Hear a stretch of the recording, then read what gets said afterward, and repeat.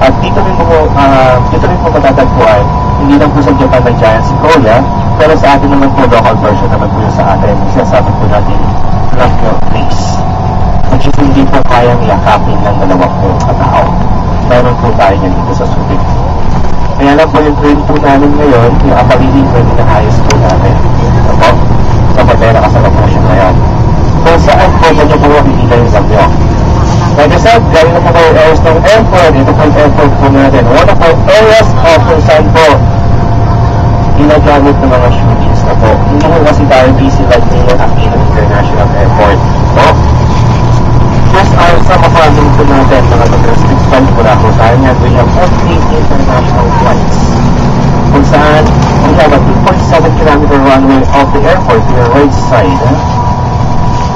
Ilang-stop po ito ng mga Amerikano during their time.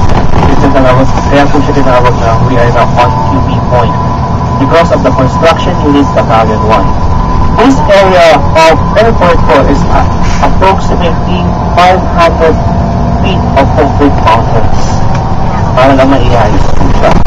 And also, it's highly equipped right now ELS, the Transponder Landing System. Ibig sabihin po niyan, capable of landing po yung mga aeroplano rito kahit zero visibilities.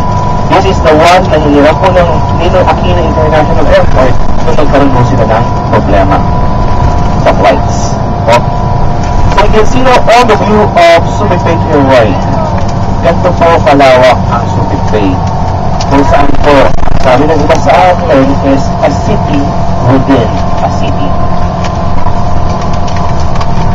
Yung pinaka-areas po dyan, we have identified into the mountains of Zambales, kung saan po andyan po yung pinaka-mga biggest project natin, yung Hanjin Project, yung gumagawa ng barko sa Subic. Then we have our main control tower of the airport, building 8050 to your right side. That is the main control tower of the airport. Kung saan po nakalagay yung aming TLS, Navigational Aid of the Subic Bay International Airport.